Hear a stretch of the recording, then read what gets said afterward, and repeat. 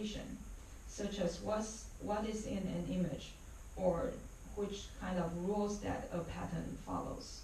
Although in semiotics, the object can be anything, in here, in my thesis, the object will always be an actual or possible interaction. In this thesis, the interpretant can be understood as a person who does the interpretation. It puts the signifier in relationship with the object through its mediation. One benefit of Peircean semiotics is that it allows to discuss the quality of a sign that make it easier or even harder to interpret. For instance, by analyzing the relation between the signifier and the object, Peirce defined 3 categories of signs that are often discussed in HCI and graphic design. In icons, the signifier shares some similarity with the object. You only need to recognize the object. In indexes, there is a natural relationship between the two, such as the cause-effect relation or a spatial relationship, such as windsocks pointing out the direction of the wind. You only need to understand this relation. And in symbols, it is by convention or by habit that signifier represent the object. But you need to learn it first. Why do I talk about semiotics of signifier when SLD have none of them? Because even if there is no signifier in design, they can be in user's mind. For instance, a user who knows about this widget in this video might see another list of items and take it as a signifier for the possibility of providing similar widgets. In Peircean semiotics, the list will be a symbol for the interaction possibility. And symbol, just like I said, you need to learn it first.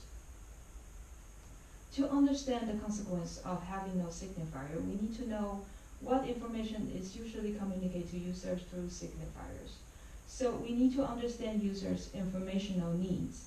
And a popular model for that is the 7 stages of action introduced by Norman with Holland and Hutchins. Without going to the details of the stages and the limitation of the model as I did in my dissertation, we can see the users need different types of information to prepare their future actions and to assess the consequence of what they have done. The world or the interface provide what I call design means, which are elements that users can exploit to learn about interaction possibilities. In this dissertation, I detail all these design means and how they allow to obtain information in the 3 stages of the Gallup evaluation. Notably, I describe in semiotic terms the design means of the interpretation stage, but this will be too long for this defense. Although all types of information about the interaction can be provided by signifiers, a common practice in the literature is to use the word signifier to describe only the thing that inform about possible interaction. This information is used in the goal of execution, and this is the kind of signifiers that are missing in SLDs. Despite some divergences in the use of the terms, a common distinction is made between feed-forward and signifiers. Feed-forward is need to find the sequence of actions that will allow users to reach their goals. It informs about the purpose of consequence of an action. Perceived affordances, sometimes also called signifiers, only inform about the existence of possible physical actions. Perceived affordance and feed-forward are hard to separate clearly, and I think it is because in the end, they are just signifiers for interaction possibilities at different levels. Like when this cat using one rung of the ladder to reach the next one and finally jump on what it will be on its target, interaction possibility often build on top of the others. It creates a space of interdependent possibilities, and people can use this space to reason about their interaction in the world, even when some of the possibilities are not signified or unknown. Nobody taught the cat about climbing the ladders to attack birds. It found it by itself. This is why I think that to understand SLDs, It's better to talk about affordances than mere interaction possibilities. The concept of affordance has been discussed a lot in HCI, and I try to integrate these HCI contributions into Gibson's original description of the concept.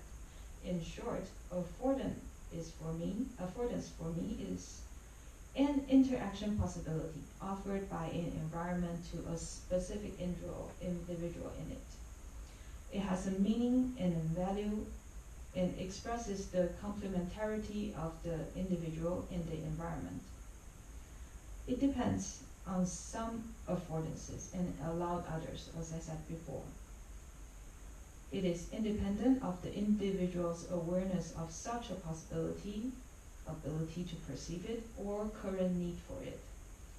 Both the environment and the individual can evolve to create new affordances. The ability to perceive a specific affordance is not innate, but always learned. And once learned, perception of affordances is direct. An example of connection between affordance is provided by Kaptalainen and Nardi, who analyzed the affordance of technological artifacts. They introduced the concept of instrumental affordance to express how an artifact provides two types of affordance. We are talking about, for example, the knife you can see on the screen. The handle allowed to hold the knife, to manipulate it. It provides a handling affordance. The blade of the knife causes the effect, informing users that it can be charged, it can be caught, so that it makes the tool useful. It's an effector affordance. Similarly, a widget like a scroll bar has a handle that provides handling affordance, but it also provides scrolling as an effector affordance.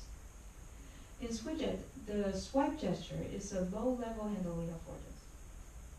It reveals some widgets that provide high-level effector affordances. The two are logically connected in a way that reveals three different types of widgets. For systems widget, we swipe through the bezels, a device feature, to access system-wide controls such as Wi-Fi connection. Views widget are hiding in the margins of a view and provide information and comments about its content, like a search bar.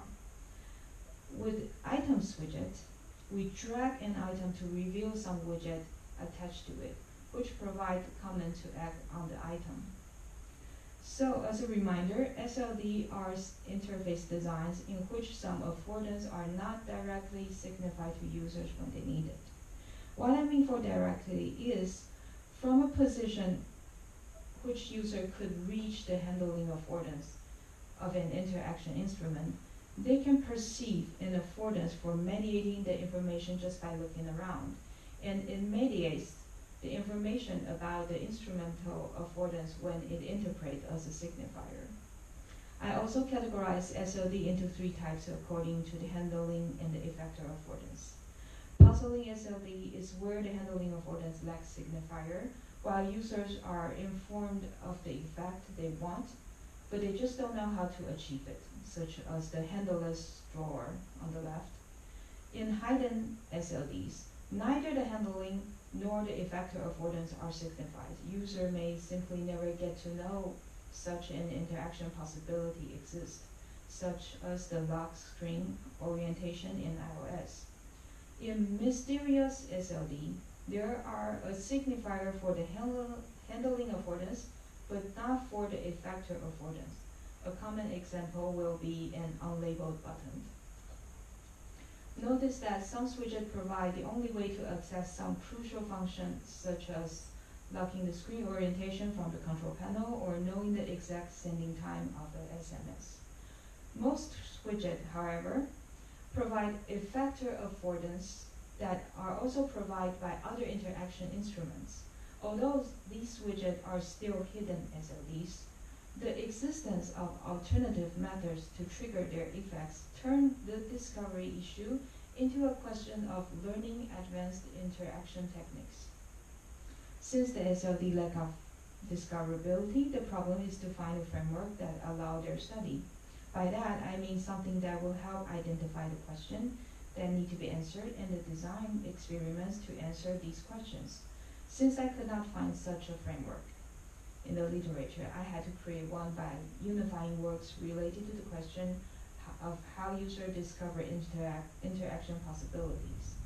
I propose, therefore, a model of proficiency improvements that involve three components. The first is the current knowledge and skills of a user, which affect users' proficiency about the interface and the task. It includes how skilled they are using different parts of the system, their habits and preferences, how they envision their task, and what place they want the system to have in their lifestyle. The two other components describe what allows the current knowledge and skills to improve. I have already talked about the design means, so I will not come back to it. Outside the interface, users' motivation and other causes explain why users will want, will need, or have a chance to improve their current knowledge and skills. In addition, the current knowledge and skills affect users' ability to understand the design means provided by designers and the strength of users' motivations. We thus have two connected feedback loops that can describe complex discovery behaviors.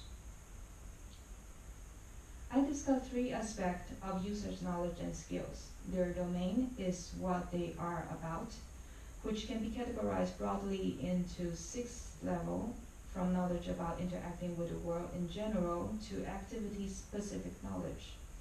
Improving knowledge and skill in time, with the classical distinction by Fitz and Posner between the cognitive, associative, and finally the autonomous phase of learning. In addition,